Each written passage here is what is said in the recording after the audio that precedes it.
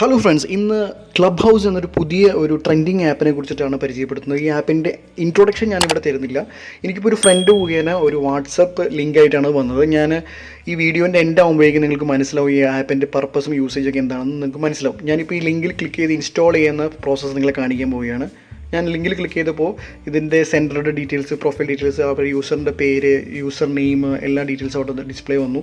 താഴെ OSും അതുപോലെ തന്നെ ഗൂഗിൾ പ്ലേ വഴി ഇൻസ്റ്റാൾ ചെയ്യാനുള്ള ഓപ്ഷൻ ഉണ്ട്. ഞാൻ ഗൂഗിൾ പ്ലേ വഴിയാണ് ഇത് പോയത്. ഇൻസ്റ്റാൾ ചെയ്തു. ഏകദേശം 12 MB ആണ് ഇത് സൈസ് വരുന്നത്. ഞാനത് ജസ്റ്റ് ക്ലിക്ക് ചെയ്ത് ഓപ്പൺ ചെയ്തു. ഓപ്പൺ ചെയ്തപ്പോൾ ഇത് ഇങ്ങനെ നമുക്കൊരു പേജ് കാണാം. ഇതിൽ നമുക്ക് ഗെറ്റ് യു യൂസർ നെയിം എന്ന ഓപ്ഷനാണ് ആദ്യം വരുന്നത്. നമുക്ക് ആവശ്യമുള്ള യൂസർ നെയിം ലഭ്യമാണോ എന്ന് ആദ്യം നോക്കണം സിസ്റ്റത്തിൽ. കാരണം ഒത്തിരി ആളുകളുള്ളത് കൊണ്ട് നമുക്ക് ഇഷ്ടപ്പെട്ട യൂസർ നെയിം കിട്ടാൻ കുറച്ച് പാടായിരിക്കും.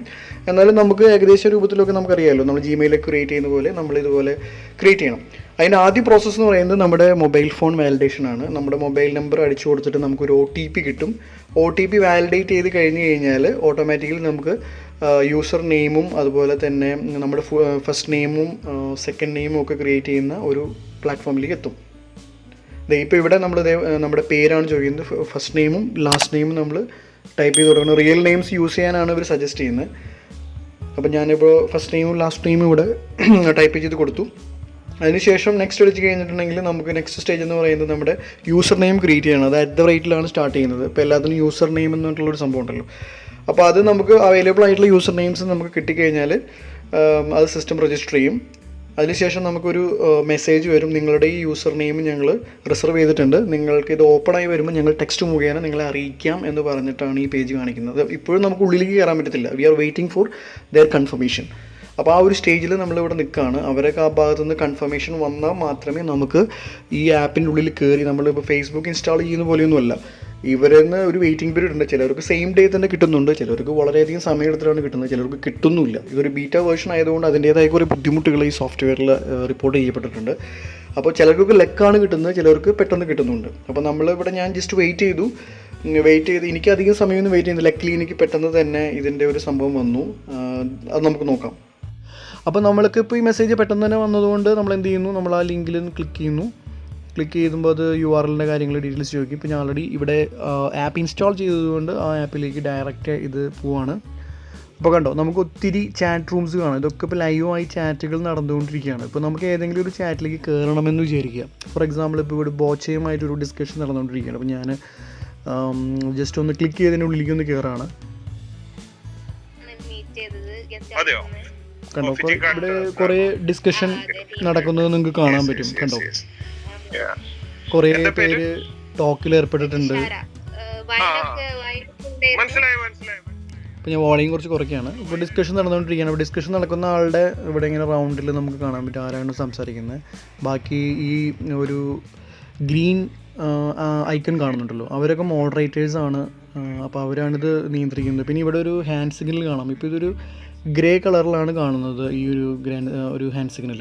അതിൻ്റെ അർത്ഥം അത് ആക്റ്റീവ് അല്ല. നമുക്ക് ജോയിൻ ചെയ്യാനോ നമുക്ക് ജോയിൻ ചെയ്ത് സംസാരിക്കാനോ ഉള്ള ഓപ്ഷൻ ഇപ്പോൾ ഇവിടെ ഇല്ലെന്നാണ് അവർ പറയുന്നത്. കാരണം അത് അവർ ഡീആക്ടിവേറ്റ് ചെയ്ത് വെച്ചിരിക്കുകയാണ്.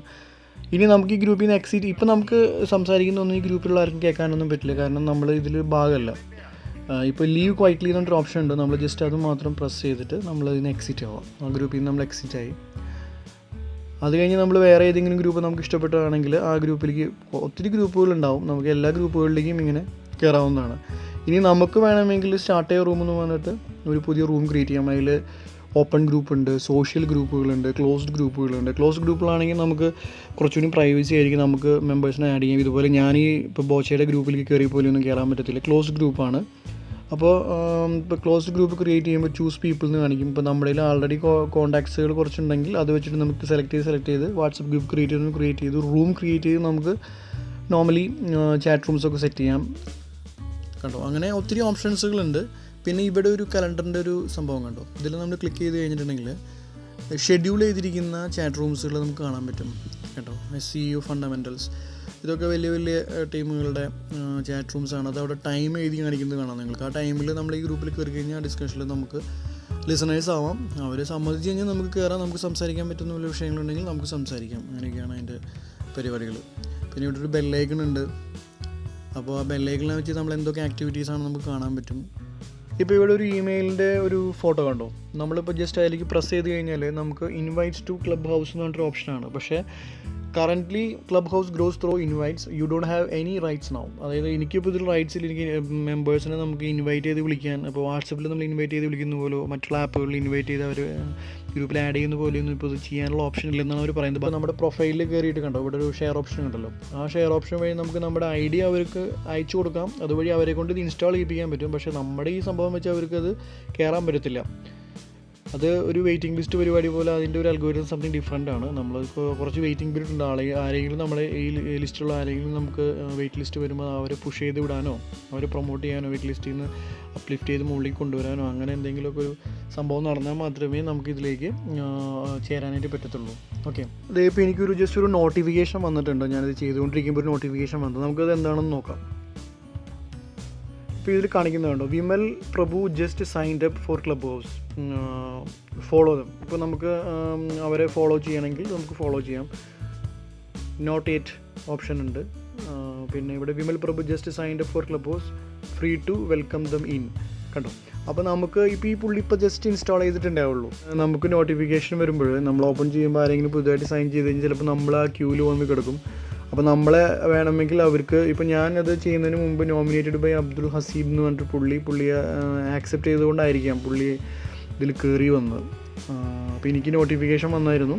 പക്ഷേ ഞാൻ ആ സമയത്ത് ചെയ്യാത്തത് കൊണ്ട് വേറെ ആരെ സംബടി ചെയ്തതുകൊണ്ട് പുള്ളിയെ വിന്നായി. അപ്പോൾ നമുക്ക് ഇതാണ് അതിൻ്റെ ഒരു പ്രത്യേകത എന്ന് പറഞ്ഞിട്ടുണ്ടെങ്കിൽ, ഇപ്പോൾ നമുക്ക് ഡയറക്റ്റ് കയറി ഇതിൽ പെട്ടെന്ന് വരാനൊന്നും പറ്റത്തില്ല. ഇപ്പോൾ ആരെങ്കിലും ഒരാൾ ഇതുപോലെ പ്രൊമോട്ട് ചെയ്താലോ ആരെങ്കിലും ഒരാൾ നമ്മളെ ആക്സെപ്റ്റ് ചെയ്താലോ ഫോളോ ചെയ്താലോ ഒക്കെയാണ് ഇതിലേക്ക് നമുക്ക് കയറി വരാനൊക്കെ പറ്റുന്നത്.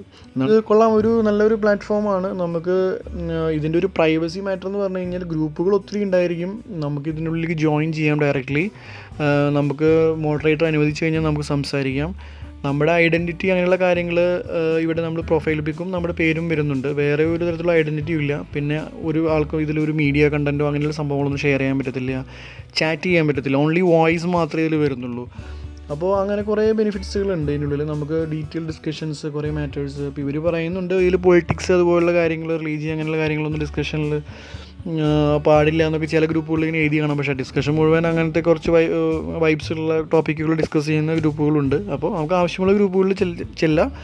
നമ്മൾ സംസാരിക്കുമ്പോൾ അതിൻ്റേതായ പ്രൈവസി കീപ്പ് ചെയ്തൊക്കെ സംസാരിക്കുക. കാരണം ഇതുപോലെ സ്ക്രീൻ റെക്കോർഡൊക്കെ ചെയ്ത് ഇത് സ്പ്രെഡ് ചെയ്യാനൊക്കെയുള്ള ചാൻസുകളുണ്ട്. അപ്പോൾ നമ്മൾ ഇങ്ങനെ പബ്ലിക് പ്ലാറ്റ്ഫോമിലാണ് ഇത് പറയുന്നത്. അപ്പോൾ നമ്മുടെ ഈ ഡയലോഗുകളൊക്കെ സ്കാറ്ററായി എല്ലാവർക്കും ഇത് കേൾക്കുന്ന രീതിയിൽ നമ്മൾ ആരെങ്കിലും അബ്യൂസീവായിട്ട് സംസാരിക്കും അങ്ങനെയൊക്കെ ഉണ്ടായി അതൊക്കെ ബുദ്ധിമുട്ടുണ്ടാവും. അപ്പോൾ അതുകൊണ്ട് വളരെ ഒരു പ്രൊഫഷണൽ മൈൻഡോട് കൂടിയിട്ട് വേണം ഇങ്ങനെയുള്ള ആപ്പുകളിൽ നമ്മൾ കയറാൻ വേണ്ടിയിട്ട്. ഇതിൽ നല്ല ഗ്രൂപ്പുകളുണ്ടാവും, ചീത്ത ഗ്രൂപ്പുകളുണ്ടാവും. അതിപ്പോൾ ഏതിലും ഉണ്ടാവുമല്ലോ. നമുക്ക് ആവശ്യമുള്ളതനുസരിച്ച് നമ്മുടെ നോളജ് ഡെവലപ്മെൻറ്റിന് വേണ്ടി, ബിൽഡിങ്ങിന് വേണ്ടിയിട്ടോ നമ്മുടെ ഇൻഫർമേഷൻ സോഴ്സായിട്ടോ ഒക്കെ നമുക്കിതിനെ കണ്ടിട്ട് നമുക്ക് യൂസ് ചെയ്യുകയാണെങ്കിൽ വളരെ നല്ലൊരു പ്ലാറ്റ്ഫോമാണ്, ഒരു ബൂമിങ് ആപ്പാണിത്. അപ്പോൾ എല്ലാവരും ഒന്ന് ട്രൈ ചെയ്ത് നോക്കുക, എല്ലാവരും ഇൻസ്റ്റാൾ ചെയ്യുക. Just try. Okay, thanks.